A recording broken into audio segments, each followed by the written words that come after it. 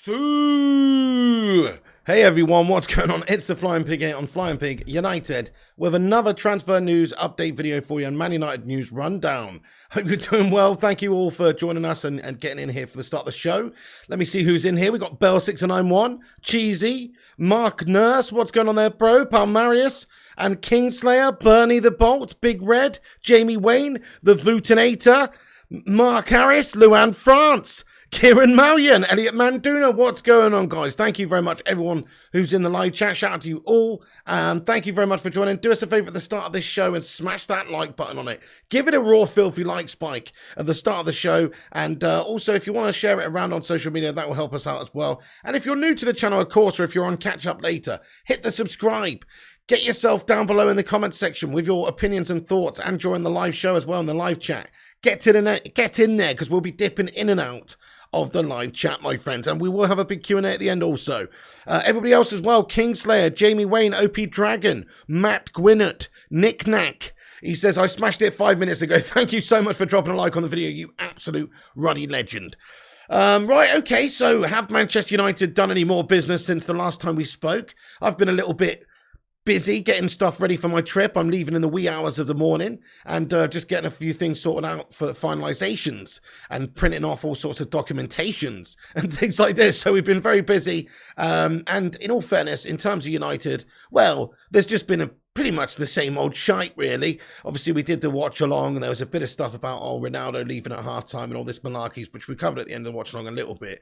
But other than that, it's not really, I mean, Manchester United are linked with players, which we're going to get into shortly, but we haven't missed that much is what I'm saying. So we're going to cover it. We're going to cover it right here now. Hello there, Red Devil Yannick. What's going on? Vincent Bullock, Mick Murphy, sub to Flying Pig, Nafis Shadman Quader, Double H Game in there, Kaiser Soze, Mick Murphy, Gordon Martins as well, Slurp King. Thank you very much, everyone, for joining us and getting in it.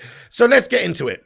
So, what do you want the updates on? This is the thing. There are lots of depressing topics. We haven't got big news about a new transfer signing coming in. Manchester United still reluctant to go out there and strengthen other areas of our team. We need to get a new right back in. We could do with getting another midfielder in to go along with Frenkie de Jong. I think the vulnerabilities in the forward positions in the team, they're pretty evident, especially if Cristiano Ronaldo does end up doing one. So I don't know what they're actually doing in our recruitment team. They're fanning around big time. They should be out there signing lots and lots of players and getting at least 2 or 3 more recruits through the door before the end of the window, because we certainly need them, guys. But we are maybe working on 1 or 2, which we'll cover in a moment. But just, okay, the big one, Frenkie de Jong. Is that going to happen? Will it not happen? Well, surely you're pissed off about it and getting frustrated about how long it's taken. I certainly am. I hate talking about it. And I'm sure Ten Hag is very frustrated about the lack of movement as well, because this is his guy that he wants to get in there.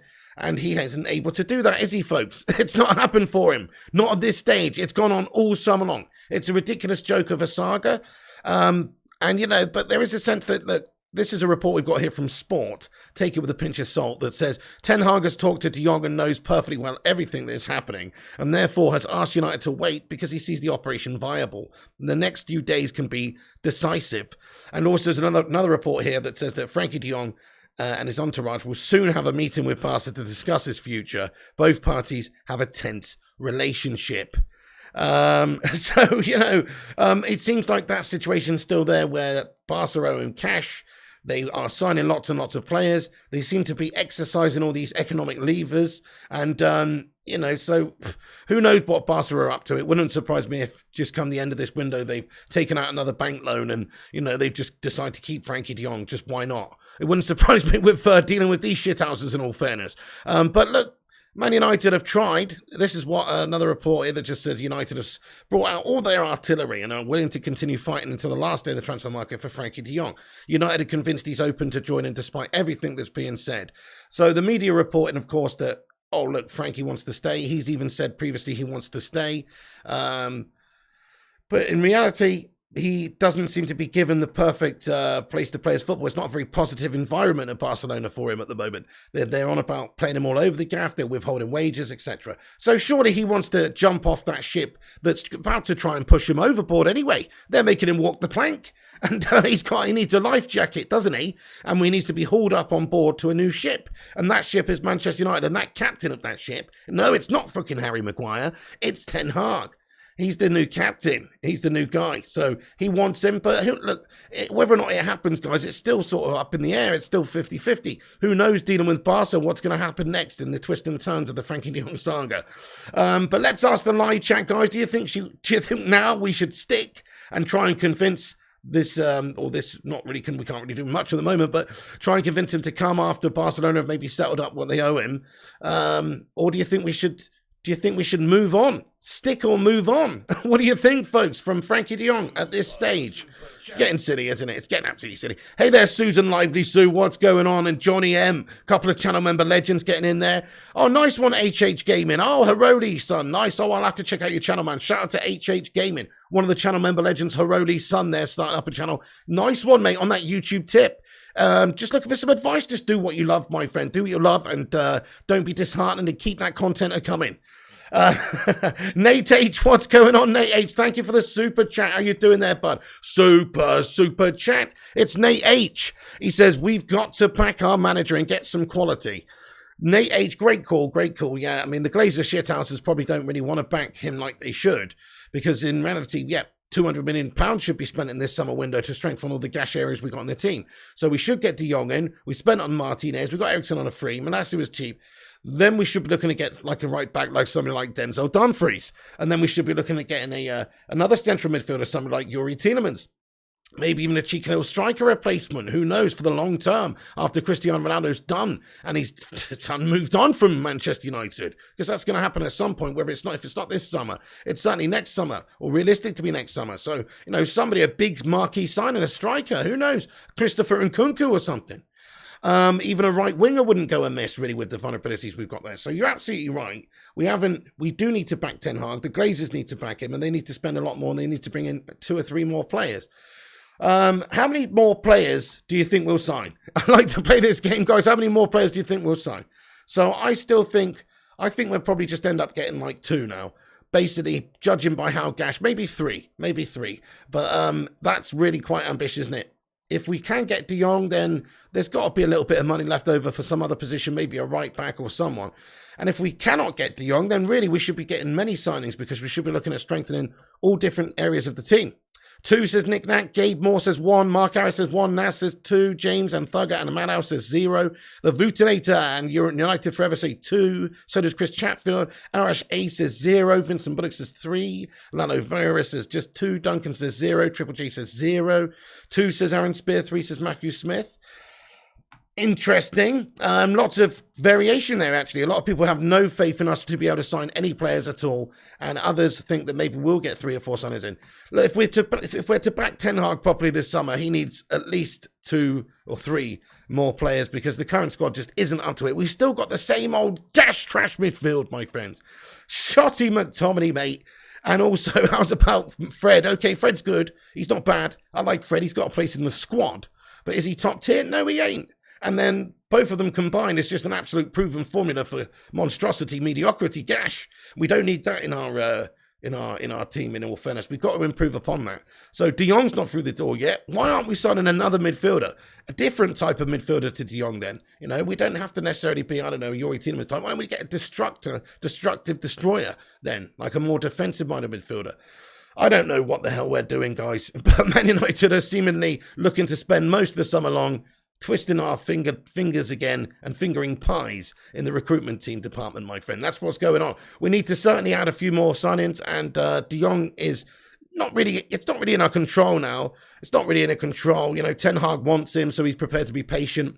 Man United have done all we can in terms of agreeing a fee with De Jong, and it's on those melters over there to get an agreement in place. And like we've said, there is reports perhaps that Frankie's entourage will meet perhaps with Barca soon and sort out the future of both parties. Surely this has to happen soon, because Barca want to move on from Frenkie de Jong. If they really want to get him out of the football club, then they've got to make this passage as pleasant as possible for him, really pay him what he's owed, settle everything up, and get him out. I mean, there is a sense that maybe Frenkie doesn't want to leave Barca, which I understand is his dream club if he wants to stay there, and he really enjoys the city and loves it there. And now all of a sudden, just one summer, they've turned around and said, hey, look, you're playing centre-back.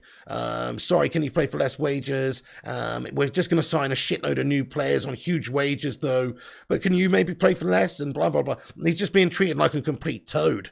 So in all fairness, I think if I was him, I'd look to get out of there with my money, with my big bag of cash that I'm owed for being a good boy and put my head down and playing for less money than what I should have done, doing them a favour in all fairness, and get what I'm owed, and then get the hell out of there, my friend. So I still think it's coming down to the fact that he needs to get paid first. They need to, obviously, Barcelona need to settle things up. We know that they've got just complete financial calamities going on at their football club, and also they've got, seems to me like a bunch of melters in charge of their football club as well, who are just keep remortgaging themselves down the future.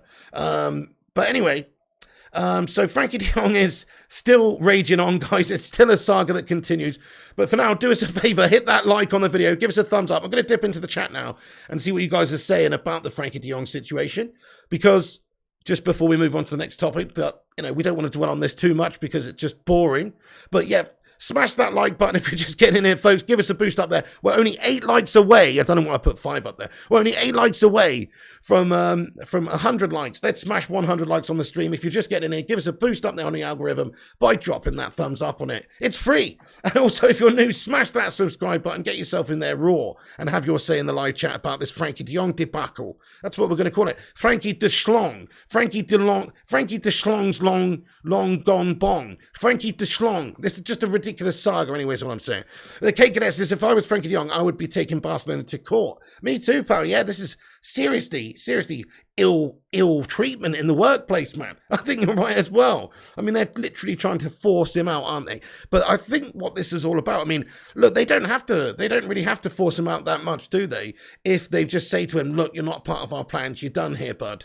But it's down to money, I think. I still think, and I don't know this, and so, this is just a possibility, but maybe they do just want to try and see if they can get him to take a bit less money than what they owe him, if they're prepared to just wait it out and treat him poorly and play him all over the gaff, but not his actual right position, and offer him the chance to stay for less money, and all these things that they've been doing. I mean, him and his agent want to get paid. Damn right. At some point, they're going to want all of that money. And Barca need to pay it first before we can do this business. Really, they just pay it and then they get an 85 million back from United. Still think a part of me is them just trying to get a little bit more money out of Manchester United. Right now, this is proper shithousery from Barca, I think. I think they're just like, yeah, well, we can pay Frenkie the money, or we could get Man United to pay Frenkie this money. What do you reckon, guys? Yeah, that's a good idea. They really need him, don't they? Ten Hag fucking loves him. Yeah. Okay, let's just wait. Let's make him sweat all summer long and see if they won't offer a little bit more to speed things up. You know what I mean? Like, I wouldn't surprise me. It's already happened once before. We went from 65 to 75. Anyway, so I agree with you, K Cadet. Frenkie de Egg in the face, Murtar. Man, if we don't end up getting him, it is an absolute debacle and just a huge embarrassment to this football club, it has to be said. If we could not end up getting him, what a debacle that would be, guys. I mean, it would just be so much. I wouldn't even say egg on the face of Murtar. I'd say it's absolute smeg on the face. Full on smegma on his face, mate, if we couldn't get this deal done. It would be so embarrassing. 120 million for Frenkie. Palmarius, it says it won't let me send my highlight and member chat. Oh, what's going on there, mate? That's absolutely guff. But thank you for getting in here, my son. Nate H, what's going on? Thank you for the $2 super chat, mate. He says, after this Frenkie de Jong saga, I need to hit the Frenkie de Bong. I see what you did there, yeah. Good one. Well, Dutch vibes, my friend, so enjoy that, Nate. Definitely, I think we all need to mellow out a little bit here, my son. Chill out a little bit after this saga, because this is just depressing stuff. Not the smegma, says Chris Ryan. Yeah, never mind egg on his face. He's got fucking smeg on his face, this man. Move on to other targets. Get them next year, says Scott Berg. There you go. If we're still in the position we can get him, even if he's still being treated so poorly at Barca. I mean, I still think there's an outside possibility that Barca do the ultimate shithousery. Maybe they just end up saying, fuck it, let's keep little Frenkie. Look at him. Look at his face. And they just keep him. Because if they exercise another economic lever, and they've just got another shitload of cash, maybe they'll just end up keeping him. But I don't think they do want him, folks, because he's on big money there, 350,000 a week. Huge money. And he is worth 85 million euros to Manchester United. And that's also to Barcelona as well. That's what they will get for him. They know that. So he's worth that. They want that. They've spent loads of money. They've got to register players for La Liga. They're having issues, my friend. Even old Laporta is coming round to it, my friends. We've got some more comments from latest comments from Laporta, who said this. This was last night. He came out. He said, speaking of CBS Sports Galazzo, he said, in football, you never know. He's asked about Frenkie de Jong's situation. And he said, in football, you never know. I cannot say categorically that Frenkie de Jong will not join MSC. That bit is ad-libbed in there. Obviously, it's in response to what's going on with Frenkie. He said, in football, you never know. I cannot say categorically, but it depends on different parties, you know? So, maybe they're coming around to it finally. Maybe he's been saying, he likes Frenkie, he loves Frenkie, they're going to do everything they can. But it comes down to an economic situation, and they're going to try to do everything they can to keep hold of Frenkie, which basically translates to they're going to offer him to stay and play for like half of what he's currently on and sign a new deal on way less money. Or they're going to ask him to maybe waive some of the money that's owed him, or they're just going to force him out the door at Manchester United. So, it seems like even this old melter is coming round to the fact that maybe Frenkie de Jong is going out the door. That's what I can hope anyway. Hey there, Haroli, what's going on, my friend? How you doing there, dude? He says, think Chelsea will get him, mate. I'm afraid. Right, thank you, Haroli, for my little segue here right now, bud, as well. Great shout. Hey there, Gungshi, a legend. And Rory C, bunch of legends getting here. Thanks for joining. Drop that like button if you're just joining, guys. Hit the sub up. You know what it says. And Haroli, yeah, great segue there, because there are still reports surfacing out there that Tommy Tuchel over at Chelsea is interested in bringing this guy in. Previously, there were doubts, but The Athletic reporting earlier on today, anyway, that Thomas Tuchel is pushing Chelsea to sign Frenkie de Jong. So United need to just do what we can right now to try and convince them. Maybe this is just more pressure. Maybe it's a bit of shithouse hands across the ocean agreement and extra shithousery between Chelsea and Barca just to make us, like I say, squeeze a few extra mil out of us. So it wouldn't surprise me if that was the case either. But apparently Chelsea are interested. I'm just going to ask the live chat very quickly then, folks. Where do you see Frenkie de Jong starting his football, playing his football at the start of the coming season? Where do you see? Or not the start of the coming season, but let's say the end of the transfer window, actually. Let's say the end of the transfer window.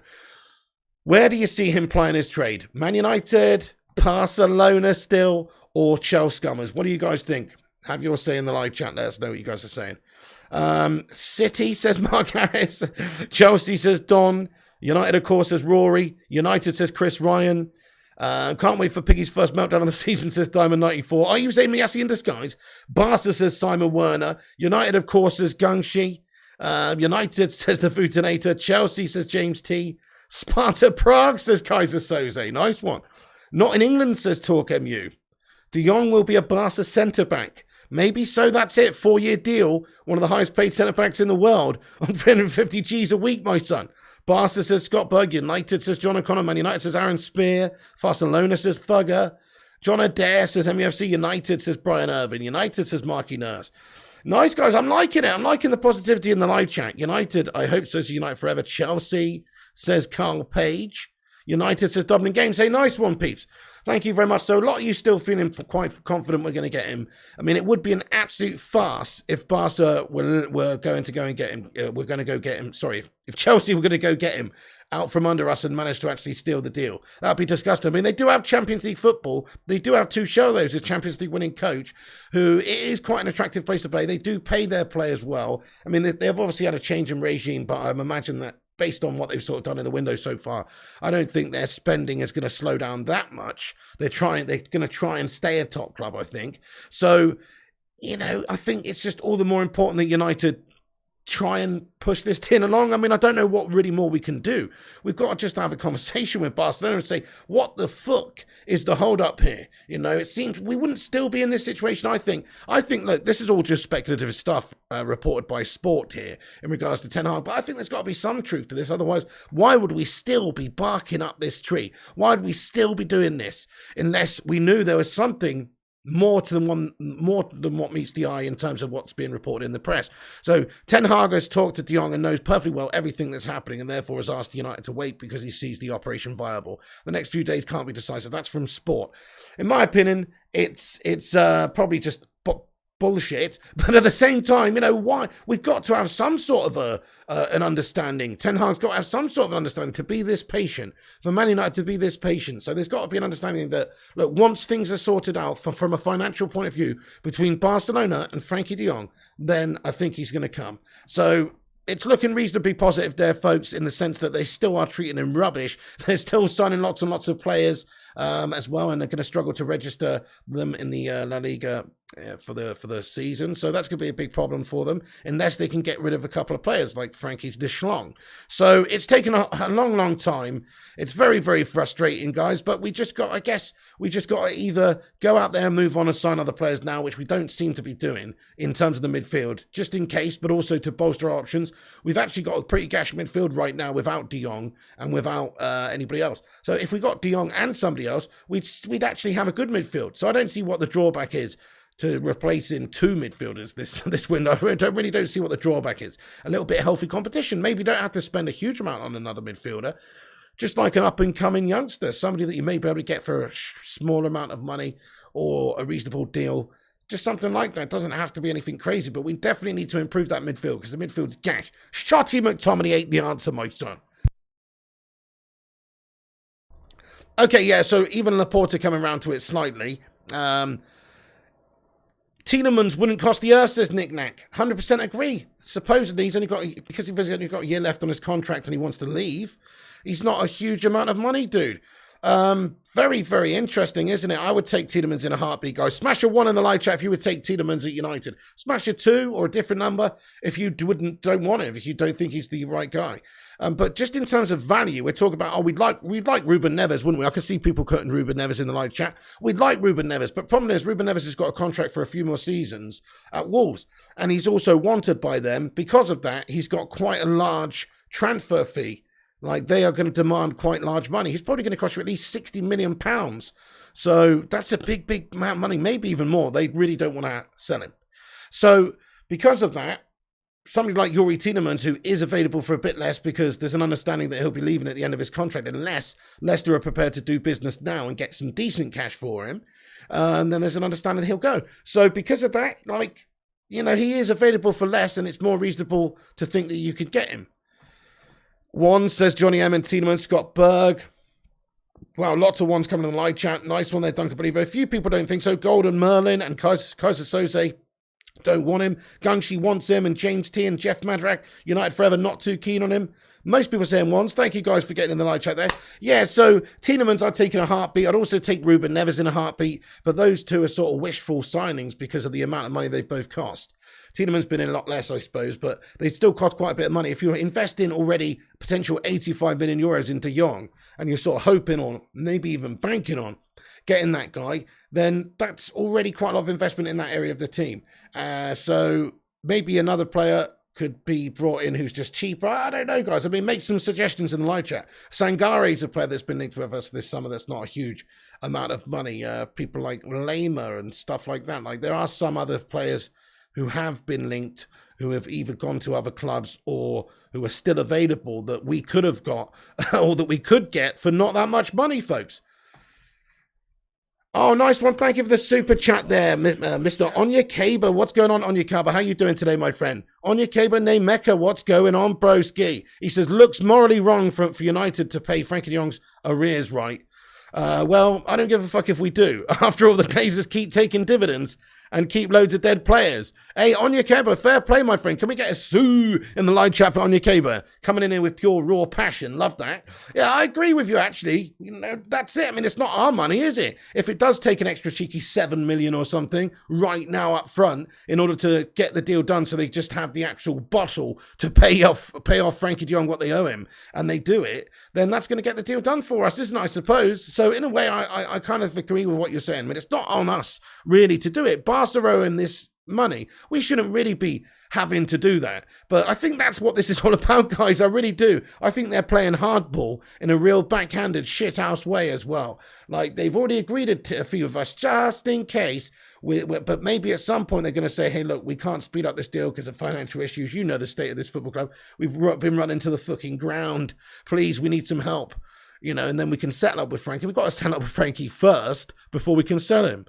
So we need some assurances. Maybe it's that. I mean, they've already done that to the point where they got an extra 10 million euros out of us up front. Wouldn't surprise me if we end up paying what we agreed with him, that 85 million euros for Frenkie de Jong to Barca. Wouldn't surprise me if we paid that, but I think it might just take a little bit more up front to just get this deal done, because they're a bunch of absolute shit houses, my friends, to deal with. So all I know is Barca out. I don't want to deal with Barcelona ever again. They're the worst club ever, aren't they? They're an absolute disgrace and a nonsense. Roy Keane would be throwing punches at them. Crikey, we've got 350 legends in the stream, guys. Thank you, every single one of you, for joining. Make sure to drop a subscribe on this video if you're new to the show. We're on here daily, giving you the latest updates in regards to United in a no bullshit, no clickbait way. Smash that thumbs up on it. Also, if you're just getting in here, and let's see if we can get this sucker to 200 likes. All right, we're going to move on now to the next topic, guys, which is another popular topic, which is Cristiano Ronaldo. So, Cristiano Ronaldo, will he stay? Will he not? Just an update here from James Ducker that says the signs point increasingly to Cristiano Ronaldo being forced to stay at Man United next season, with the club refusing to back down from their insistence that he's not for sale. So, I mean, look, he played the other day. He went home at half-time. It was a little bit bizarre, but a few other players did as well. Like Dallo, a few people were permitted to do that, right? And I believe United confirmed that was okay. That was planned. So, it's a bit strange though. We were talking about like the possibly what that meant, but certainly I think that it doesn't really mean that much. I mean, I still think it's pretty clear that he's not 100% happy about being here. He's not got any sort of aspirations to play in the Europa League, and that's all we can provide in this season really is Europa League guff. We also haven't been overly ambitious in the transfer market just yet and signed any real quality players like that maybe convince him to stay. I mean, if we'd have signed some real bangers like De Jong by now, just maybe he would have had the belief that maybe this team could do something this season. But as it is, he's got to be looking over his shoulder thinking, crikey, there's Lionel Messi breathing down my neck with the all-time Champions League goals. I could be playing Champions League football in some of my last seasons for my age. The age I am, I'm not going to be playing forever. But instead, I'm playing with these bunch of melters, these bunch of losers. And in all fairness, until Ten Hag turns them into winners, they are losers. We've got a captain who's an absolute loser. I mean, he's never won a single trophy in his life. He's the definition of a loser. He's been relegated. He melts all over the gaff, error-prone melter, etc. Probably even took an L against the Mykonos police, my friend. This guy is a walking L. No disrespect. I mean, he's obviously a winner in life. He's getting paid 180k a week to be a fucking clown. He's obviously winning in some ways. Don't get me wrong. But at the same time, and he's playing for England, he's United captain, he's fucking loving it, guys. But I'm just saying, like, we have got a bunch of losers in the team at the moment. That's all they've proven to be over the last couple of years, because they haven't won anything. They're not winners. They're not really hungry, fiery winners. We might have a few in there, but this team's got a serious lot of work before we can get even the right characters in there, I think, to be able to sort of be a team of bastards and a team of winners and a team of, people who are really going to go in with every single fibre of their being every single 90 minutes. That's what we need around here. Well, I don't think we've got enough of those players. I still think we've got a lot of butlers, a lot of people who let their heads go, a lot of people who don't care. Still a couple hanging around the gaff, guys. I mean, we may have got rid of a lot of them in the summer, but there's still a few players who are just either maybe they're not sinister or anything, but they're just not good enough. They're just not good enough. So if I was Ronaldo, I'd be looking at it going, well, it's just not a good enough team. It's a losing team right now. Unless they were to do something pretty miraculous and sign a whole bunch of really good top players that gives me the inclination that we're going to win some things. And if I was Ronaldo, I'd probably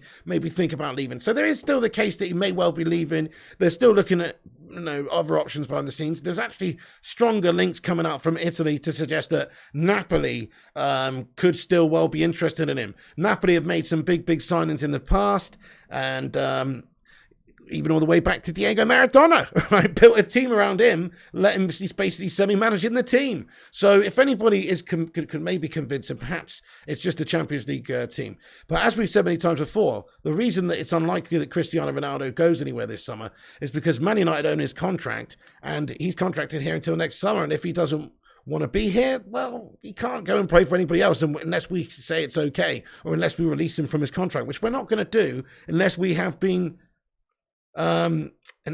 been compensated significantly by another team or by he himself. So that's not going to happen. We're not just going to let our prized asset go for peanuts. He's a beast from a commercial point of view for a club like Man United, where he is a legend of the club. He's also a great footballer who's going to provide you 20-odd goals a season. So, yeah, United should just keep on of the guy. He stays unless we get a really silly offer come in. 30 million plus for a 37-year-old. Unless we get a silly offer come in, they might as well just keep him and milk him dry in terms of using his image and all that sort of stuff. And also just play him as much as they possibly can because he's GOAT-worthy. There's a lot of people unhappy about Cristiano Ronaldo still being here. Let's get a vote in the live chat, guys. Are you happy or unhappy about Ronaldo still being here? Let's have a vote in the live chat, just see what the fan base is looking like. Because some people want him out now, guys. They think he's just been disrespectful. Me, personally, I think he has been a little bit disrespectful, but I understand the frustration behind it. The Glazers are such unambitious melts, and this squad is gash. In all fairness, it still ain't up to it. Happy, says Jamie Wayne. Happy, says Andy Bell. Indifferent, says Chris Ryan. Unhappy, says Nas. Both, says Sativa Breeder. Fair play, interesting answer. Listen, according to FIFA, you aren't a club legend until 200 appearances. Says Outlaw Torn. Milkim, says John Adair. Yeah. Happy, says United Forever. Unhappy, he's taking the piss. He only cares for Ronaldo, says Chris Barker. Unhappy, says YouTube Jamaican. A little bit, says Philip Chapman. Right, so still a little bit split in the live chat. The fan base is all over the place with who wants him now and who doesn't want him. I still think his overall qualities just shines through. You're talking about the GOAT, greatest player of all time, in like he is literally in the conversation if he's not the number one. I think he is the number one. He's 37 now, though. I mean, he's not at the peak of his powers, but he's still a heck of a player. The other day, he's had the 45 minutes. He's played okay. He's dropped deep a bit, and he's done a few nice flicks and a few nice passes and stuff like that. He spooned one really good opportunity he had in the first half. He played through on goal. Nice play by Donny van der Beek, and Cristiano Ronaldo's bottle jobbed it. But the thing is, he's just not there with his match sharpness and fitness. In my opinion, Ten Hag's probably going to have to introduce him slightly carefully, slightly slowly. I wouldn't drop him in there against Brighton personally, no. I'd start him from the bench, guys. I really would. I think actually also who's based on who deserves to start against Brighton, I would start Tony Martial these days. 100%. Cristiano Ronaldo's only just come back. He's played 45 minutes and his agent's looking for other clubs. You're on the bench, son. I'm not even kidding, even though he's fucking awesome. Right now, based on who deserves to be starting in the team more, it is actually Tony Martial, even though, of course, Cristiano Ronaldo is way better player. And you can still bring Ronaldo off the bench. But right now, I just think Cristiano Ronaldo is not fit. He doesn't look as sharp as he should. Pressing from the front, is he going to be able to do that sort of stuff for us when he's really not 100% match fit or conditioning-wise? There's a big question mark as to whether he can do that sort of thing for us anyway. But whether or not when he can do it when he's this sort of level of lacking match sharpness is another thing. So let's have a vote in the live chat, guys. Who do you think starts against Brighton? Is it Tony Martial or is it CR7? Sue! What do you think? I mean, I do think that we're probably going to go with Tony because he's got the fitness. And also, Ten Hag is a no-shit, no-nonsense type of guy, isn't he? I think he's the sort of guy who prepared to lay the smack down on a big prima donna like Cristiano Ronaldo. Look, man, we got your contract. You want to play and get ready for the World Cup? You listen to me and do what I say, son. Oh, yeah, that's right. So I think maybe he's that kind of guy. Tony, Martial says Dina, Martial says United Forever, and Golden Merlin and Andy Bell, and Keshav and Duncan and Malps. Jim Watkins still thinks CR7's the one.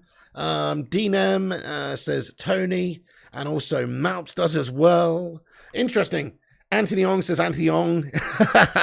Outlaw Torn says Martial and Elliot Manduna and Philip Chapman and Brian Irvin. You love Martial, but he's very injury prone. That he is, Callum. Yeah, you can't really rely on him to be fit throughout the whole season. You also can't rely on him to be consistent. You can't rely on him to score a lot of goals either, sadly. Big Red says Tony Martial. Blackrock Rugby, how you doing there, says Martial. You mean Tony Martial, says Anthony. Sesko, Anthony, says Sean Death Duffers. Interesting. Sesko and Anthony, I like your style. We'll get onto that in a moment, actually. We've got some information on that. Ronnie still has his foreskin, says Outlaw Torn. Okay, fair enough. I mean, so do I. Seeing as it's a thing, you know. We're not going to have a vote on that. In the UK, it's quite common for most people to have their foreskins. Anyway. Okay, Matthew Smith says, think the media are hyping the whole Ronaldo situation. Yes, they are, Matthew Smith. I guess they are, but in some ways, we know that there is obviously an unhappiness from Ronaldo that there's no Champions League football. That's what it comes down to. I don't think Ronaldo wants to leave. If we had Champions League football, he'd be getting his head down, no worries right now. But I think because we don't, he just doesn't provide him with what he needs. Hey, Palmaris, there it is. It's working, my son. Dude, wow, thank you so much for being a member of the Bacon and Egg Brigade for 18 months, my son. Sue! Everyone, can we get a hashtag 18 months in there? Palmaris, how you doing, my friend? He says 1. I don't know what that means, but thank you so much, you legend. 18 months this guy has been a member. 18 months, guys. That's a year and a half. Shout out to you, dude. John says, enough bars off. You've got yours, says Scott Berg. Herodi says, I'm lurking as usual, mate, doing lasagna while watching. Thank you so much for tuning in, Mr. Herodi, sir. Appreciate it. Do you think you're going to keep on to Kane? I don't think he's going anywhere, to be honest, but finally, let me send it, says Palmaris. Thank you so much, bud. I really appreciate that. Okay. Anyway, enough talk about foreskins. Let's get on and let's talk about a one skin. Let's talk about, I don't know. So no, let's talk about Cristiano Ronaldo once again. So Cristiano Ronaldo increasingly likely to stay at United. Don't know if you've seen this, by the way. There's a report that came out from Ofcom, which shows that Cristiano Ronaldo and Harry Maguire are the most abused Premier League players on Twitter. Can you believe that, guys? I can believe that. I can believe that, in all fairness, guys. But in all fairness, Cristiano Ronaldo probably gets abused because he's just so fucking good and people hate him because some people, rival fans and that sort of thing, hate him because he's so good. Like a lot of his hatred is probably coming from rival fans. A lot of the hatred for Maguire is probably coming from United fans, in all fairness. When you think about it, yes, there's a lot of other teams that I guess would be hating on Maguire, but they're probably happy with Maguire bottling it at United. Most of the abuse from Maguire is coming from the United fan base, I would suggest. But anyway, keep up the good work, guys. No, I'm just kidding. But look, let's face it. Ronaldo's just got so many followers. He probably gets a load of abuse because of that. But also, Harry Maguire, crikey. I mean, where do you begin, guys? Where do you begin with Harry Maguire? He's just been an awful captain for Manchester United. So we're not going to abuse Harry Maguire on this show, are we? Well, we're not. Well, it's not our style, is it? We don't take the piss out of absolutely incompetent looking charlatan Hull City destined meltbag fucking fridges, do we? No, we don't. All we do is we talk about the club that we love, and we also have the right to say that the captain's armband should not belong to a Thunderbird, but it should belong to an actual fucking footballer, my friend, who's capable of leading this side, has got a bit of bollocks about them, and isn't just a head and shoulders on a stick. But it's actually more than a cranium. I mean, that's what we need. We need more than a cranium at centre back, guys. And Harry Maguire is not the captain for me. So there you go.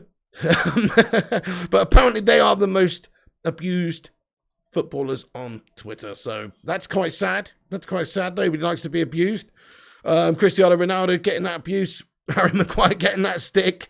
I mean, most of Harry Maguire's is just because of it's literally because of footballing debacles. That's it. It's literally because of footballing debacles. He commits an absolutely catastrophic error for the millionth time and still gets selected the next week. That's gonna get some sort of reaction from the United fan base on social media, isn't it? Keeps doing it the next week, it's gonna compound. So it's no surprise, in all fairness. Primot says top Maguire abuser here. He's an absolute onion, says Primot. Oh, man. Simon says, Slabby captain for the season. Europa League beckons again, says Simon. Mate, sickening if he actually is going to be the captain of the season. I just hope that Ten Hag does some crazy statement piece now, or just before the season starts, and gives the captaincy to somebody else. So there you go. Now Alessandro Martinez is in. We've got Varane and Martinez. And maybe he just does something crazy, like gives it to the Butcher of Manchester or something crazy. Who knows? Or just something mad. Welcome to the Harry Hate channel, says Philip Chapman. No, it's not a Harry Hate channel. I said, as a man, he seems like a perfectly nice guy. He's all right. I've got nothing against him. Bit of a wet lettuce, but he's all right. He's fine. But as a captain of United, it's not even his fault, I guess, that he's getting selected. But as a captain of United, he is not the standard that we need. So from that point of view, I just hate on Harry Maguire because he's just not good enough, guys. He's absolutely crap. And Manchester United need a better leader. That's the reality, in my opinion. Sorry if that offends any of you Maguire lovers out there.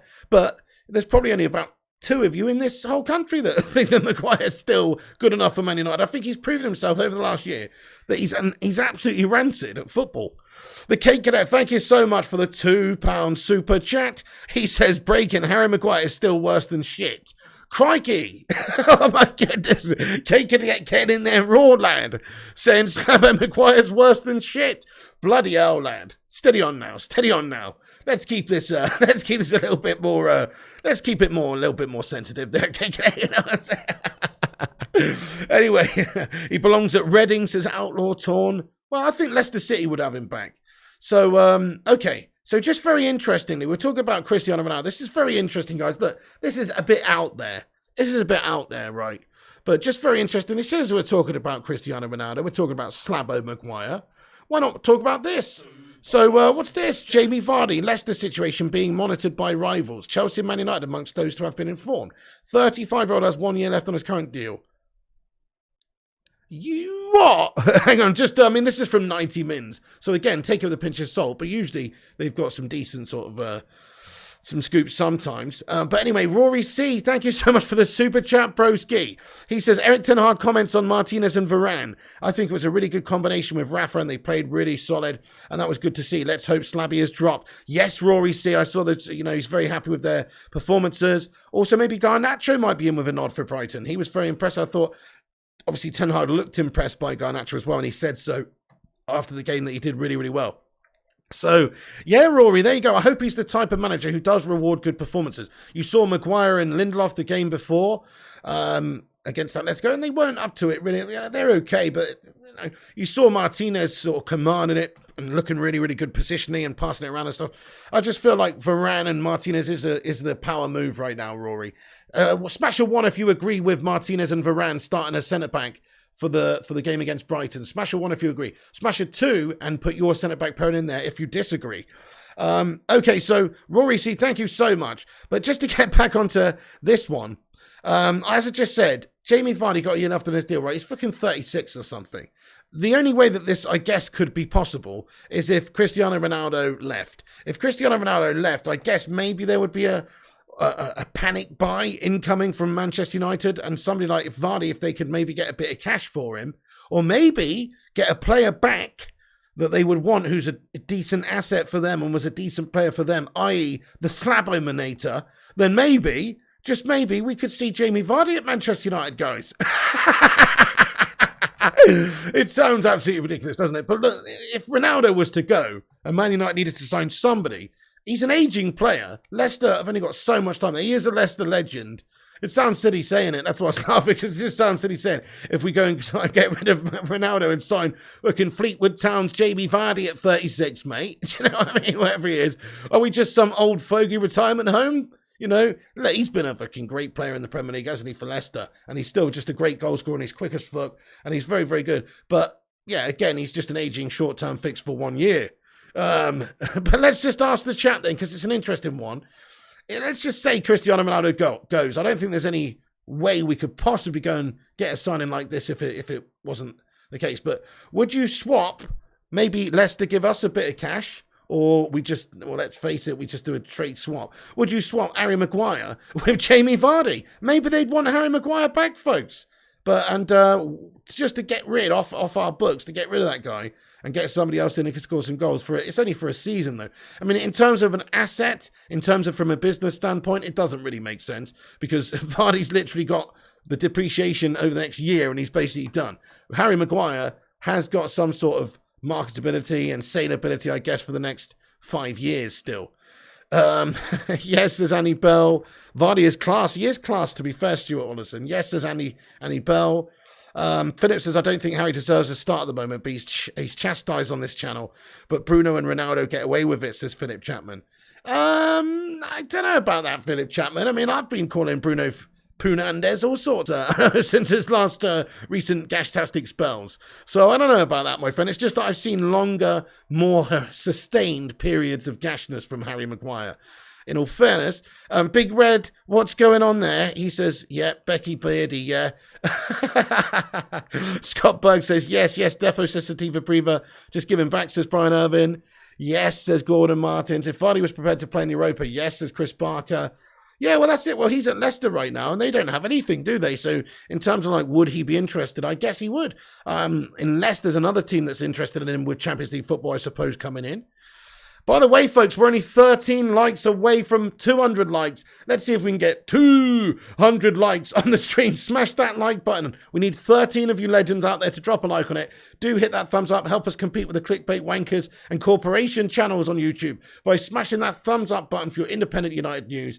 And also, if you're new to the channel, make sure you hit the subscribe button. We're on here every single day, giving you the latest updates, the latest rundown in a non-BS sort of way as possible. So please do get yourself involved by hitting the subscribe. There's a little bell there you can click as well for notifications. Primot, what's good? He says, sure, swap Maguire for Vardy. Then additionally, let them keep Vardy as part of the deal. Interesting. Maguire belongs to Leicester. Straight swap for Vardy or cash plus Ndidi, says Buttons. I like your style. I like your style. Yeah, straight swap for Vardy, guys. I would endorse that in all fairness. Even though, from a business point of view, it's like we were just saying, okay, well, Maguire's got marketability and also retainability because he's younger and he's England international currently and stuff like that. But does he, though? Because does anybody actually want Harry Maguire? Isn't he just sort of like a drain on the resources at Manchester United? And isn't he just too slow to really fit into a proper Ten Hag system? If we're going to be up the top of the pitch, if we're going to be camped out on the halfway line and have our defenders high up and with a high line, Slabby's going to get done on the counter sometimes. We actually did see it mid-season. We actually did see it. Was it against Melbourne or was it against someone else? My brain's already forgotten it. Tried to get rid of that from my brain. But certainly, you know, he's too slow. And because of that, he will cost you sometimes on the counter when our team's playing a high line. Maybe you can play a certain way with Slabbo Maguire and he's right for certain games and he's a decent lower block defender because, well, he's a big unit, he's a big slab, he can clear balls away, he's a decent passer and all that sort of stuff. But when it comes to just outright pace and getting back, he's not actually good enough. That he's never going to be quick enough. So I think he's just got a technical vulnerability there. So I would sell him. If I was Ten Hag, I'd be looking at getting some cash or getting him off the books to maybe go and get somebody else. Maybe he's done that. Maybe that's what Martinez is. But he's still given the captaincy to Maguire. But wouldn't it be so interesting, folks? Just listen to this for a second. Hear me out for a second. Hey, Rushmana, you legend, what's going on? He says we got 200 likes. Get in. Wouldn't it be really interesting if Harry Maguire got the armband? So Ten Hag said, I don't see any reason to get rid of keep the armband off him because we're just trying to sell him or get rid of him in some way at some point before the end of the transfer window. Wouldn't that be the best thing ever? No, that's not going to happen, guys. I really think we're sticking with him. But I'm just going to put it out there. It would be quite clever, I suppose, if we just didn't address the captaincy thing and then just sold the captain. You know what I mean? Just sold him. And then, Ten Hag's got to appoint a new captain. What captain's problem? Anyway, it's not likely, is it? But I think we're stuck with him, folks. I think we're stuck with Maguire. But I am putting it out there. If there was an opportunity for us to do a deal with Leicester City for Jamie Vardy, if Ronaldo goes, I'm not saying if he doesn't, well, maybe even if he doesn't, but if he definitely does go, then Jamie Vardy is a proven Premier League goal scorer that has got great pace about him even still. Okay, he's got to be slowing down a little bit. He's obviously getting on towards Ronaldo ages soon himself. So he's not no spring chicken, but he certainly is a proven Premier League goal scorer, which you could do a lot worse than getting in than you know, okay, Cristiano Ronaldo's much better. Cristiano Ronaldo's the GOAT, but Vardy is literally just a huge proven goal scorer in the Premier League who can bag you 20 goals a season. He could get you 20 goals in a season, no worries. If you fed him properly and he was fit and etc., he could get you 20 goals. So Jamie Vardy is a good player even still, but it's not inspiring, is it? But if we could get rid of the slab and get him, then I'd be all for it, my friends. I think CR7's going to stay as well, Hamza, in all fairness, yeah. Hey there, the Bristolian Mac, and what's going on, mate? Stuart Orlison says, Pig, remember Slabby's no-look dummy in his own 6-yard box? That was absolutely special, wasn't it? Yes. The no-look dummy to the opposition. Was that against Liverpool's, was it again? I can't remember now. I'll try to forget that as well. Would take Vardy for a year, says Last Avenger. Hey there, Herodi. It's Harry. Hey, I'm good. Thank you very much, Harry. How are you getting on, dude? I hope you're well. Hope your old man's keeping you out of trouble. Jeff Madrak says Vardy is money. Vardy is just don't get involved with his missus. Do you know what I mean? Just basically don't let her follow you on Instagram. Just block her, mate. Kingslayer says no. Rushmano says subscribe to the channel. Yes, indeed. Do as Rushmano says and drop a sub up if you're new to the show. Abdullah Irwan says Man United are willing to pay 20 million euros for Barcelona's Dest. Interesting. Don't see it myself. He's okay, but he's not great. I think personally we'd be better off keeping what we got right now. Sergio Dest is decent, but actually, if we're going to go for a new right back or something like that, why don't we go for Denzel Dumfries, my friends? So there's a little bit of a report we've got here. Shout out to my main man, Rush Mono, aka transfers_UTD, who says this is via source Ekram Kunur that just says that Inter Milan have set a price tag of Dutch player Denzel Dumfries at 45 million. So these are all speculative reports, really, guys, but I wanted to mention it because he is a player that we have been linked to this summer. He's got those Dutch vibes connections. He's a good offensive wing back, but he's also good defensively, strong, etc., quick. What sort of Manchester United could maybe be looking for? Could we do a deal where we send somebody in the opposite direction or sell somebody elsewhere? I think we probably could. Wan-Bissaka might have the sort of interest from clubs. You could maybe do a deal. Dallo, I suppose, maybe you could sell, but we don't want to sell both of them. But look, there's a chance that we could get Denzel Dumfries before the end of the window if you're not have any ambition. There's no proper links or any real strong basis for us having any contact or anything with Inter Milan. But there's just links there. Ten Hag's understood to be an admirer and, from his time in the Eredivisie, and he's understood to be keen on Denzel Dumfries. If the price was right, and Inter Milan maybe would be prepared to sell him for the right price. But what do you think, guys? Smash a 1 if you take this guy. Smash a 2 if you're not interested. You think we should look to strengthen elsewhere. Gungshi, thank you so much, Gungshi Leone, you Don. Exactly. KKS says subscribe to the channel to keep up to date with on our guff transfer window. It is a very guff transfer window this season. You can't get away from it, really. I mean, we have got Lissandro, Ericsson and Malacia. That's okay, but we've got loads of players went out in the summer and left, and we haven't replaced them at all. Any updates, Piggy Bro? Yes, indeed. Tainted Gaming just joined the podcast. Nice one, Tainted Gaming. Well, we're going to get a little rundown in before the Q&A at the end of the show. Let me just cover a few little bits I've got, and then we'll get into the rundown, and I'll tell you what we've spoken about at the start of the show. But anyway, so Dumfries for 45 million. Lots of ones coming in the news, not in the live chat there. Kingslayer says no. Few people maybe think we should be looking at other players in the team, maybe the midfield. We still haven't got De Jong sorted out, so it's possible, isn't it?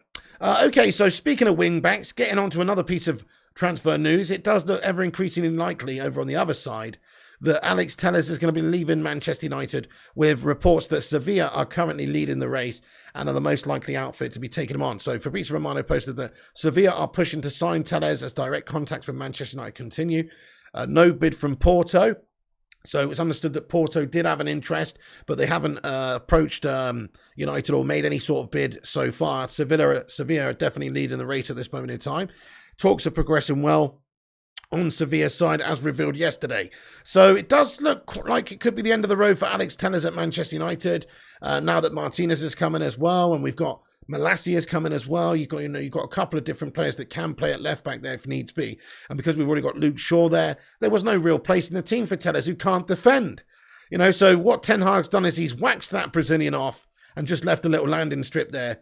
And now we've got a much more sleeker look. So we've got a decent sort of options there. We've, of course, still got Luke Shaw. We've got Malacia, who may well end up being Ten Hag's number one guy this season in that position anyway. He did sign him for a reason, I suppose. He could be here to provide competition for Luke Shaw, but he could well be the number one guy for Ten Hag as things stand. He looks really good. He's looked really good in pre-season. So Malacia, definitely got a lot of hope for him. And we've got Luke Shaw there. And then if we still need anybody to cover, well, we do have another player or two that could just chuck in a game at left back if they absolutely need him, such as Martinez.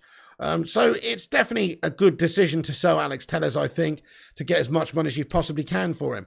How much do you think we'll get for this deal, peeps? I think probably, 10 million quid is a fair enough amount, 12 or 13 million euros, somewhere around there. I believe we paid similar amounts for him for that. And he hasn't really gone down in valuation since then, but at the same time, he hasn't really gone up in valuation. We can't ask for a lot because we didn't pay a lot and he's not done a lot. So Telles, if you get him off your books, it's a good decision. We've replaced Malacia. Get rid of us, says Kingslayer. Yes, indeed. You take a $5, says Chris Barker. 20, says Keshav. 10, says Duncan. $2, says Outlaw Torn. 20, says BlackRock Rugby. Tainted Gamer says, isn't he going on loan? Well, I mean, there's nothing. I guess it could perhaps be a loan deal with an option to buy, something like that. I mean, at the moment, it's Sevilla's leading the race. All it's really being reported is that they're pushing to sign him. So, I mean, it's possible that a season-long loan deal could be the case. And in fact, since I was live on this show, there has been a report here as well. Actually, give me a second. Thank you so much for telling me that in the live chat, my friend. And Rushmano for sending this over as well. So let me just replace this, guys, and I'll show you. So Fabrizio Romano said that obviously Sevilla are leading the chase. And now we've just got a different source that now suggests that Tellez is closing in on a season-long loan move to Sevilla. Negotiations have progressed well, and there's optimism on the players' part that the deal will be agreed before Man United's first match. A fucking loan move. Why? What's the matter with us, man? Why can we not sell anyone, for fuck's sake? Porto sold him to us. He's a decent player for a decent team in a decent league. Like, why the fuck is he non-saleable? I mean, look, this doesn't necessarily mean this is the case. Let's see what actually happens in the finalizations of the deal. But different reporters, some suggesting that it's a loan deal, yeah. So the problem is, yeah, wages, that's it, wages. This guy's on a reasonable amount of cash. We seem to price most of our players out of the market in that sense. And that's why Phil Jones is still here, guys. There is a team out there that would be prepared to take Phil Jones. Phil's not going to go play for less money, and the team isn't going to pay him anywhere near the sort of money that Phil Jones is being paid, so we're stuck with Phil Jones. So it's that kind of scenario, isn't it? If you want to get some of these players gone, you've got to just get the wages off the books, because no team out there wants to pay a transfer fee, sign-on fee, and then have to pay huge fucking wages that United are paying these teams. So shocking, isn't it? Absolutely shocking. So there you go. Looks like it's a loan deal, folks. Looks like it's a loan deal. Absolutely despicable. But to Kettering Town with Phil, says Kungshi. Absolutely. So a couple of different reports, but hopefully we could sell the guy. But if it's a season-long loan, I guess it's better than nothing. But what's the point in that? Just sell him. There's no point loaning him. God almighty, he's bloody 30. Just, there's no point loaning him. Just sell him. Brendan says, Sevilla do what they've done with Marcio, send him back at the end. Yeah, probably Brendan Mills. Probably go out there, have a shite time of it. Now, Tellez is a good player, actually. For them, he'll probably be quite good. He's, if you play, if you play in a league maybe where it's not so physical, maybe it's not as quick, maybe he is decent in that sort of a league. Also, if there's a league where the lower end of the league is weaker than the top end of the league, the top half of the league, I'd say it's La Liga. So it just gives the opportunities to play against worse teams and do well. So from that point of view, it'll probably be a good move for him. And Sevilla are a really good team, in all fairness. I mean, they're not really good, actually, but they're good. Rajat Falacia, what's going on, dude? How you doing, Rajat? Welcome in, dude. Why did you lose from Brighton 4-0, says Mohammed? Okay, so you just asked a random question from months ago. But in my opinion, Mohammed, the reason why we lost mainly is because we literally were awful at passing in the midfield, mate. In that Brighton game where we lost 4-0 last season. We couldn't get the ball. We got the ball, we win it, and then we just pass it away. McTominay and Fred, absolutely fucking awful. Completely no link from defence into attack whatsoever. The midfield battle was completely lost to Brighton. Brighton outpossessed us, outclassed us in midfield. McTominay and whoever was in there, Fred and McTominay, got absolutely fucking pummeled. And that's where it was lost, in the midfield battle. And not being able to actually play out from the back. We actually haven't addressed that yet either, guys. Unless Sandro Martinez is going to play number 6. We actually have not addressed the problem that we've still got in that Brighton game, which is sorting that gash midfield out that can't keep hold of the ball. I mean, yes, okay, you can change the coaching and the tactics. That's all going to change drastically. And in pre-season, our passing looks better. However, you've still got the same dash technicians in there who are not capable of actually controlling or bossing a game. Man United, I know, look, Brighton are a good possession side. Potter's teams play good stuff. We all know that. But also, Man United should not be getting outpossessed or outplayed by Brighton, ever. I'm sorry to say. Gangshi, thank you very much for the super chat. Let's everyone get a sui in the live chat there for Don Corleone over in Taiwan there, my son. He says, Phil Jones will be due a testimonial by the time we get around to selling him. He should concentrate on his Gurn coin empire. Gangshi, you bloody legend, absolutely spot on that. Oh, I still need to try and make some Gurn coin. Really great job, but hey, Gangshi, you're an absolute legend, man. Thank you so much for the super chat. I feel like his testimonial was the game he played last season. Do you know what I mean? I don't know. I mean, is this guy really going to play for us? I just wonder what goes on in Phil Jones's head, though. I guess it's just a job to him now. It's a job that pays well. That's it. He just turns up, trains a bit, and then just goes home and, I don't know, does God knows what, practices gurning in the mirror for the international gurn-off. I don't know what he does, but he gets paid a heck of a lot of cash to do not very much And he's quite happy doing so, it seems. I mean, if he was a player that wanted to, like Cristiano Ronaldo standards or something, who had that ambition to thrive and play, and if he wasn't playing, he would want to leave. But not Phil Jones, no. He's the ultimate turd that won't flush, guys. He really is. He's just uncloggable, this guy. He's uncloggable. Crikey, you've got to call in looking Mr. Muscle Plumber for that one. Because it's very difficult, my friend. But anyway, I do feel like he's just wasting himself, though, in some ways. Yeah, he is making good money. I get it. He's playing the United player lifestyle. What a great lifestyle that is. He plays for Man United. He's a playboy. He's a Hollywood-looking star, essentially, in Manchester, right? But you know what I mean? Like, he's a star.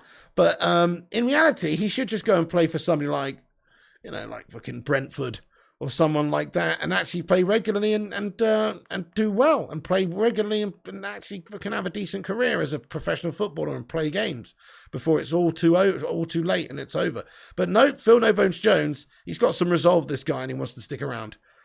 Won't he leave now because of lack of UCL? He could have announced in May. God knows why he doesn't want to leave, mate. God knows. It's money, really. He's getting paid good money, and he doesn't want to go elsewhere. I guess he's happy there. So anyway, let's just get into the rest of the news, guys. Benjamin Sesko, very quick. So United have apparently new direct contacts planned for Benjamin Sesko. This is from Fabrizio Romano's Here We Go podcast. So we could be having new talks with the reps and, of course, speaking to RB Salzburg in regards to this as well. Just to give you a bit of an update here. So there is a bit of a line that Salzburg is that from them, Benjamin Sesko will stay at the club this season. But there's a recognition that if an official offer were to be tabled by one of the Premier League clubs that are currently circling around him, that may change. So Sesko is still being pursued. Sesko is still someone that Manchester United are supposedly interested in. So I think it's quite interesting that we could maybe be going in for this guy. We'll have to wait and see. I mean, he's just a youngster. He doesn't really impress me too much right now. I think he looks really good, and I think he's one for the future, absolutely. But right now, is it really what we need? I'd prefer if we got Vardy, in all fairness, just because, he's got that super proven experience in the Premier League to bang in goals right now. But certainly, Sesko's one to watch. We could have talks with Salzburg very, very soon. So we'll keep up to date what's going on Sesko's situation. But what do you think, guys? Sesko, buy or avoid? What do you think, guys? Buy or avoid Benjamin Sesko? Depends how much money, doesn't it? If he's too much money, I'd rather we just avoided it, to be fair. I don't want to spend too much money on this guy. If he's available for 25 mil, yeah, we'll take a cheeky little punt on him.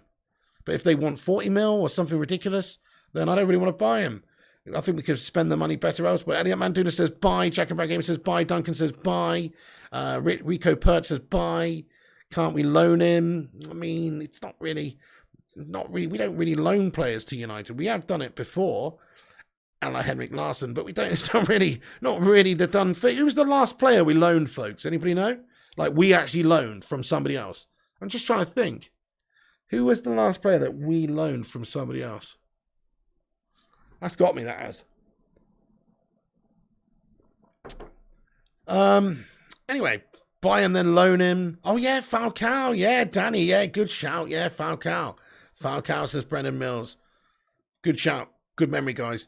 So, there you go. Yeah, Falcao. What an absolute dash setup that was as well. Crikey. So, I guess you could loan somebody, but it's not really something that Man United do. Yeah, Henrik Larsson was great on loan, to be fair, Peter. Igalo, says the Cape Cadet. Yeah, oh, yeah, of course, Igalo. Cape Cadet, you're right. Yeah, Rory C as well, says Igalo. You guys are right. Yeah, Igalo was a loan player. Absolutely. Hey, nice one. Good detective work there, folks. So, it has happened. There you go. It has happened, I suppose, in recent years. Odion Igalo was loaned, so from where is it? Was Guangzhou, wherever it was, where he was in, or can't remember the team he was playing for now, but one of those Chinese Premier League teams, yeah. So anyway, that's a good memory, folks. Nice one. Hey, we're only 10 likes away from 250. Keep smashing that like button if you're just getting in here, folks.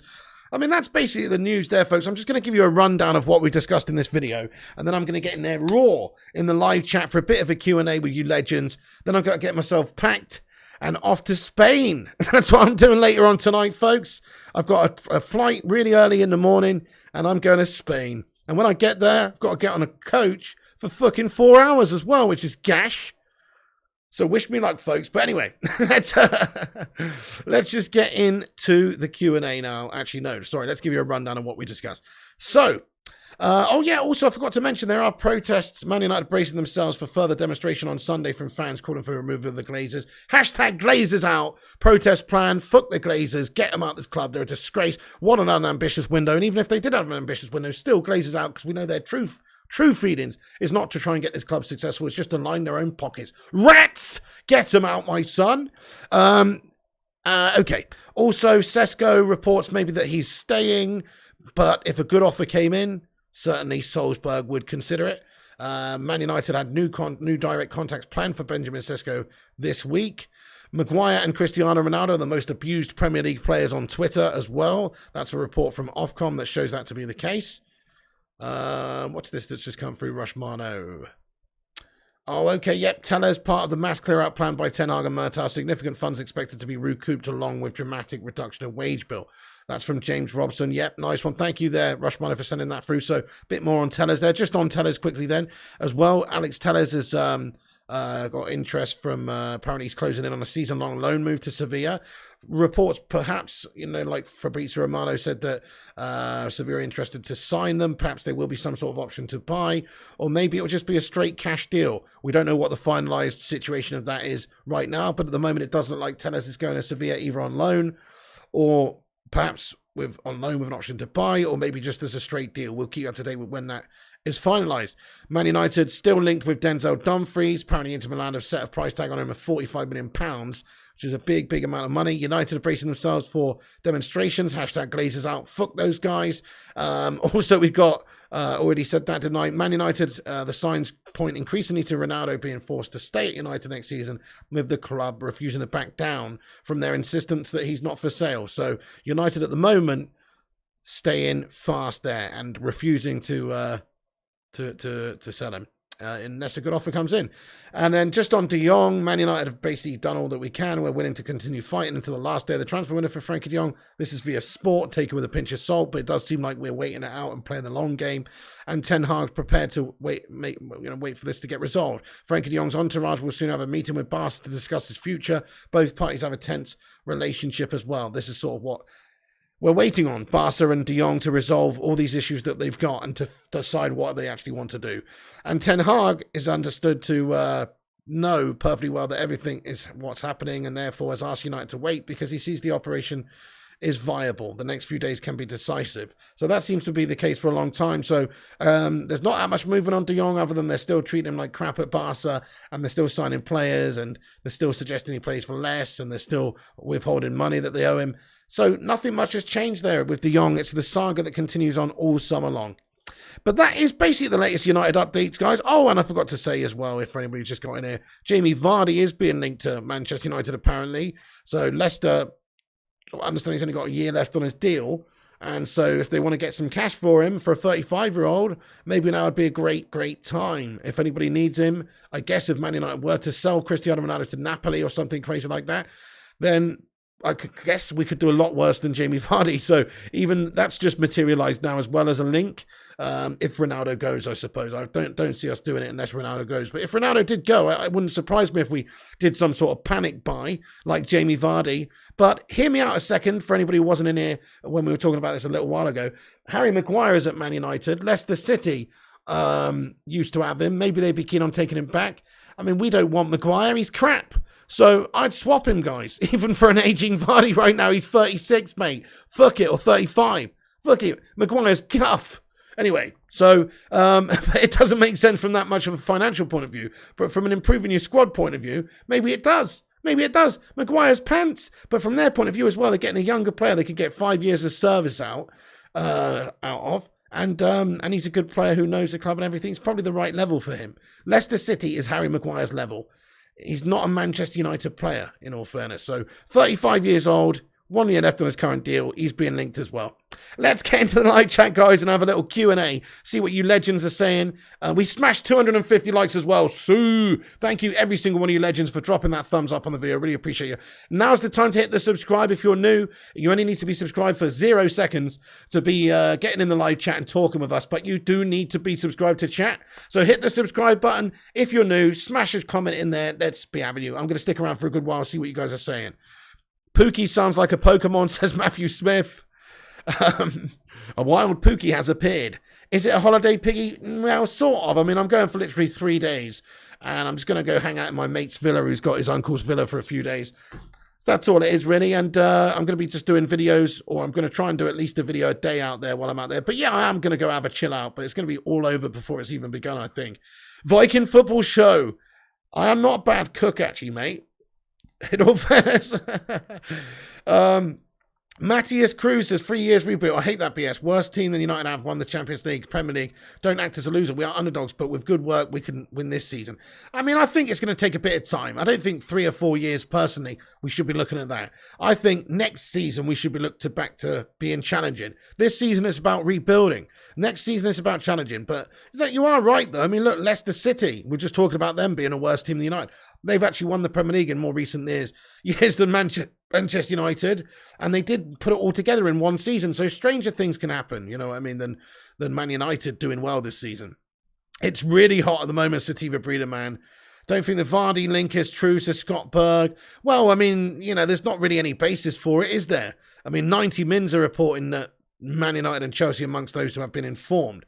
So it doesn't say, nobody said that Man United are interested in Vardy, but they could be interested in him if they were to try and sell him, basically. If they were trying to offload him, then I guess that could be the case. And also, if Cristiano Ronaldo left, it's possible that Man United might consider going to get something like that on a short-term deal, just as a quick fix, because maybe the long-term replacement just isn't available right now.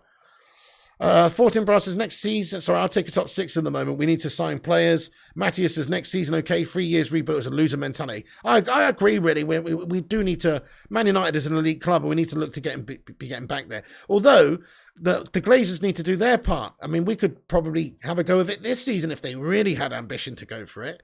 I mean, we are such a hugely commercial club. We make hundreds of millions in revenue every single year. If any club can go out there and spend hundreds of millions in one window, it is actually Manchester United. But unfortunately, we've got guff owners who don't put their hands in their own pockets. I mean, we looked at a list the other day of the top 14 clubs in European football whose owners have injected their own money into the football club. And guess what? Yeah, the Glazers were nowhere near it because they don't like to put money into the club. They just like taking money out. Yeah, Igalo was great, to be fair. Piggy off to kidnap Frankie, says Matthew Smith. Hey, there you go, my friend. There you go, guys. All I'm saying is, if you hear that Frenkie de Jong has signed for Manchester United in the next few days while I'm out there, you know who to thank. That's all I'm saying. You know who to thank, my friend. Batman, he's still linked with the club. Son plays for us and is United legend, says Vincent Bullock. Pig, what's your view on Leicester valuing Maddison at 60 million? It's too much money, isn't it? But Newcastle probably going to have to pay a little bit of a premium, aren't they? He is English and from a rival club. I mean, you know, he is a good player. He's a good player, but 60 million, I don't know, it's a bit much, isn't it? He's 45 mil all day. Andy Bell says, took Klopp 3 years. Fair enough, Andy. You make a great point. Now, you make a great point. We shouldn't be demanding too much of Ten Hag to begin with. I certainly think in, over a year's time, though, towards the end of next season, we've got to be up there starting to challenge for things and being a good team. The money is there. The shitty Glazers don't want to spend it on United, says Gunky. Absolutely, mate. Thank you, DLK Moose. Says, enjoy your time in Spain, Mr. Pigo, and get your De Jong to United. I will try. Even if I have to bring him on in my carry-on the way back, man. He'll probably fit, to be fair. He's a bit tiny, isn't he? Conor Mann says, do you think we should rebuild our scouting outfit? I think we're starting to do some things. They were starting to rebuild some of our staff as well. You saw Benny McCarthy's been announced. I think there's reports that, Tom Huddleston is being considered or is coming in to be under 21 coach or something like that. Some sort of news about Tom Huddleston, ex-Spurs midfield melt. You remember him? He had a good shot on him. Who remembers him? He had a good old long-distance clanger on him. That was about it. But I remember Tom Huddleston well, mate. Used to sign him on Football Manager all the time when I was a championship team. But anyway, no, look, it's obviously different vibes. Stuart Orlinson says, will Ten Hag get time, says Stuart Orlinson. He will get time. I mean, look, he's going to get He's probably not going to be allowed to finish 13th or anything, but he's going to get time relative. I mean, if he finishes 6th or 7th, but we're starting to show signs of moving in the right direction, I think he'll stay. United need to back Ten Hag. We've got to back Ten Hag this summer. It's not Ten Hag's fault that the Glazers haven't given him what he needs right now. I mean, he's done about as much as he can getting all his Ajax mates in. And people like that, he's having a call on his mates, basically, just to get deals done. Too much hair on Huddleston, says Madhouse. Andy Bell says, are any Manchester United ladies available to cross over, mate? We will love a couple, wouldn't we, playing in United's men's team? Absolutely. We could definitely do with some replacements. Joe Snow says, as long as we look like we're going in the right direction, that's what matters. Ten Hag has already started. Exactly, Joe Snow, precisely. And it is going to take time. It took Klopp a long time. 3 years to Scott Berg. I think, look, 2 years, we should be back up there. Eric Ten Hag is our only hope, like Obi-Wan Kenobi. Huddleston's a clever player, says Chris Parker. Smash that like button for the pig, says the Vutinator. Ten Hag 100% gets my support. He needs 3 years, says Batman Night Fan.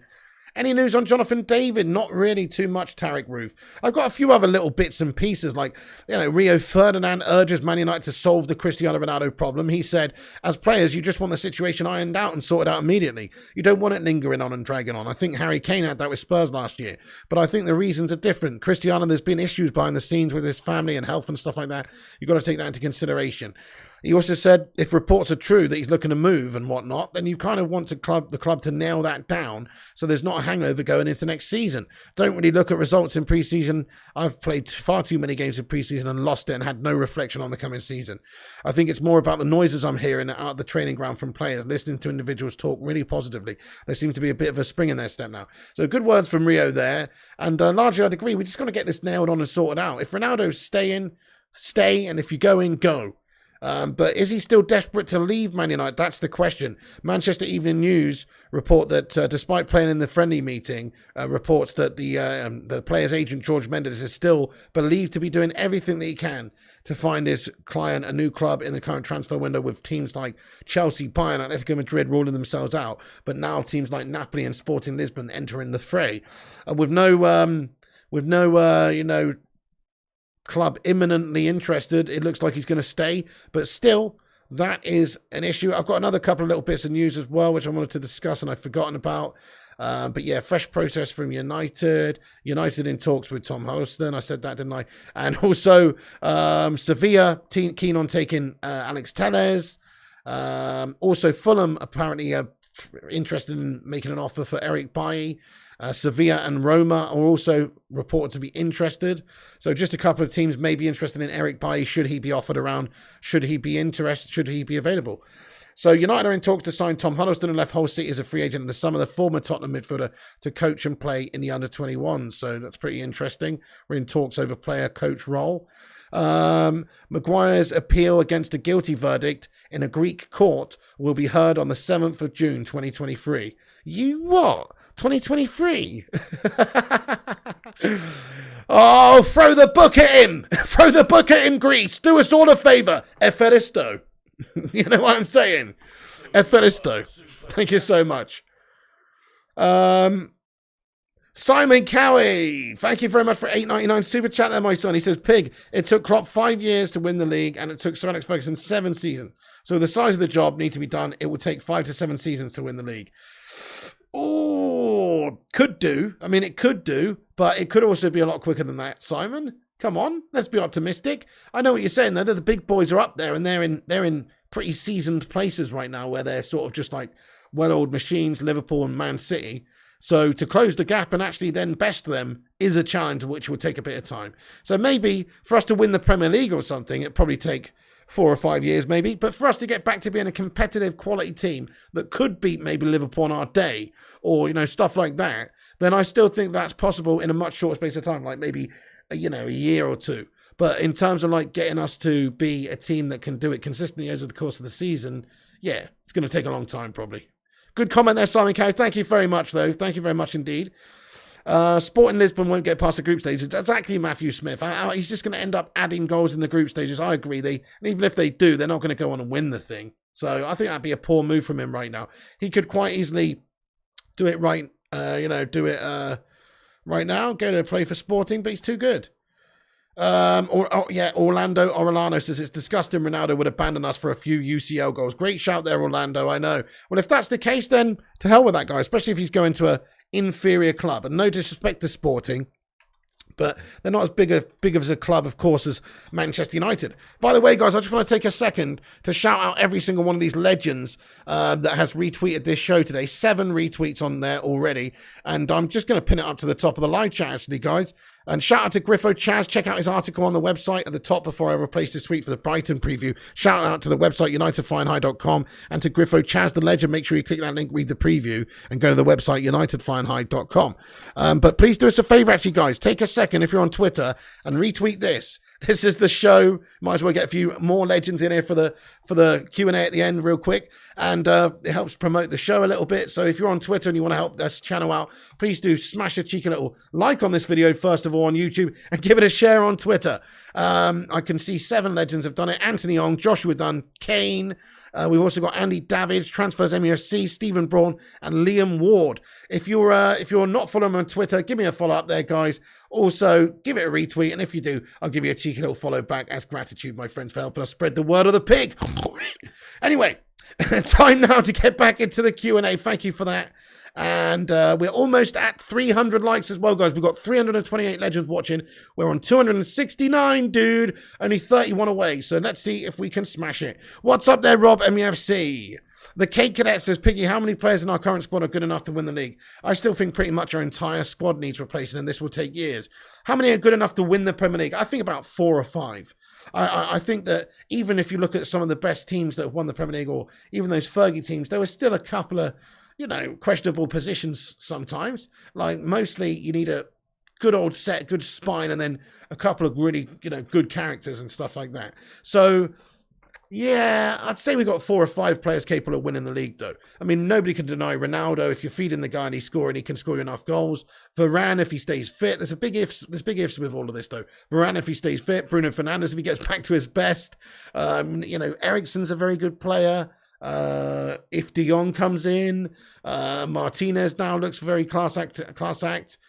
David De Gea is a world-class goalkeeper. Luke Shaw's capable of having a season like Roberto Shaw Carlos. No, sorry, Shawberto Carlos.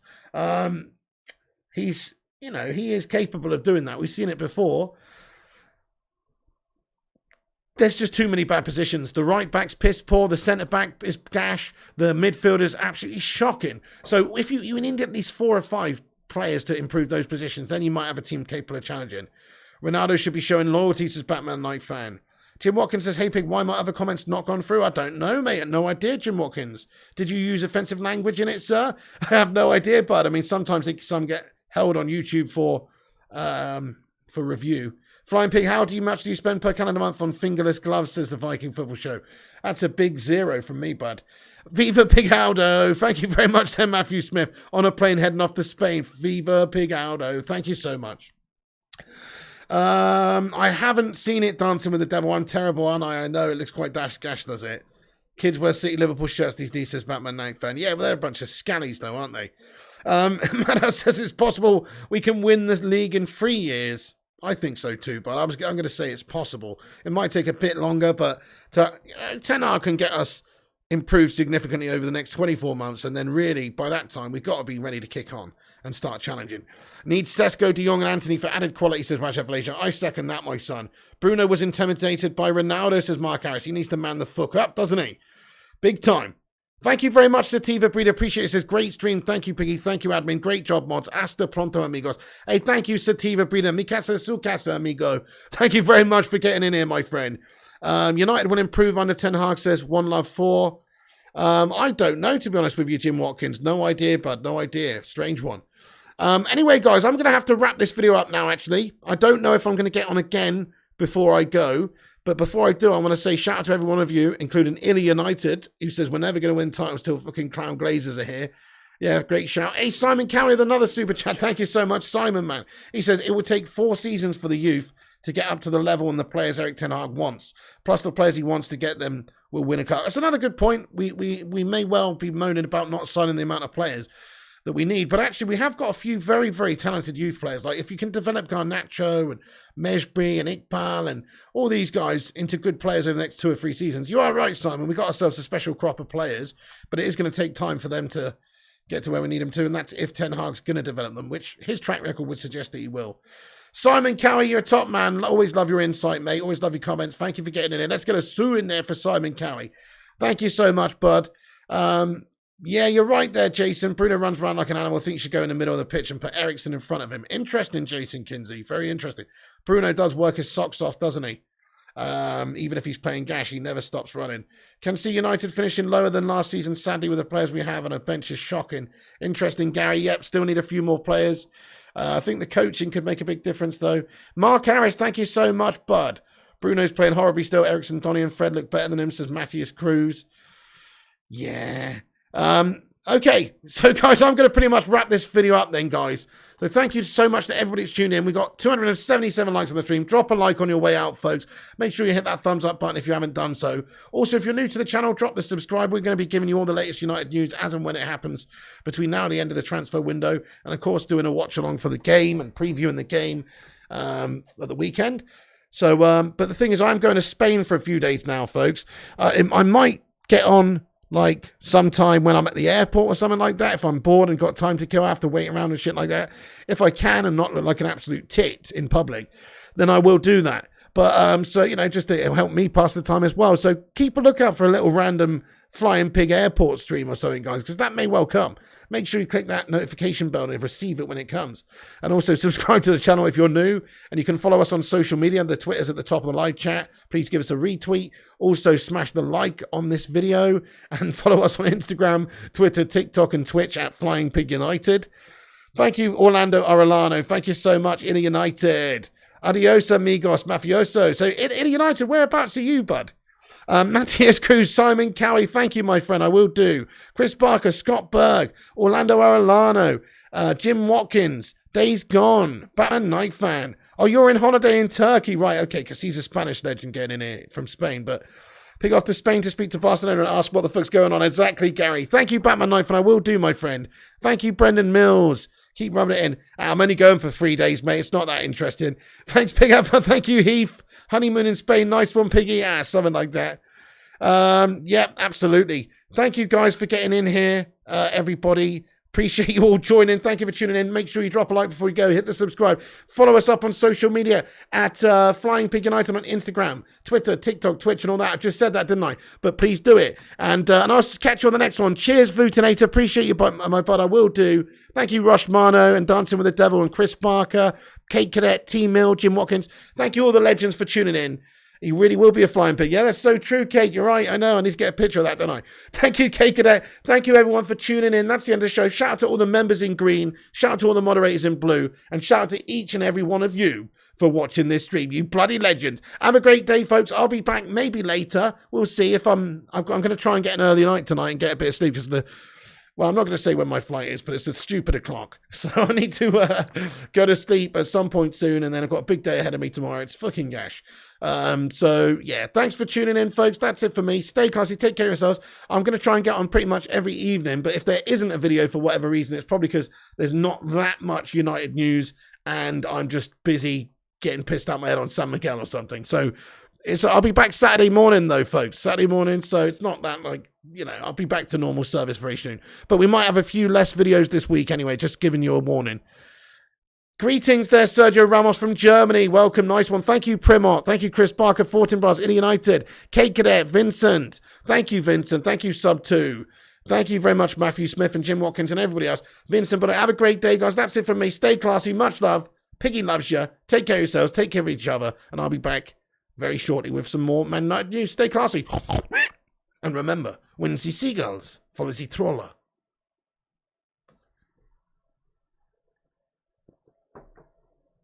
As this is because they think sardines will be thrown into the sea. Thank you very much.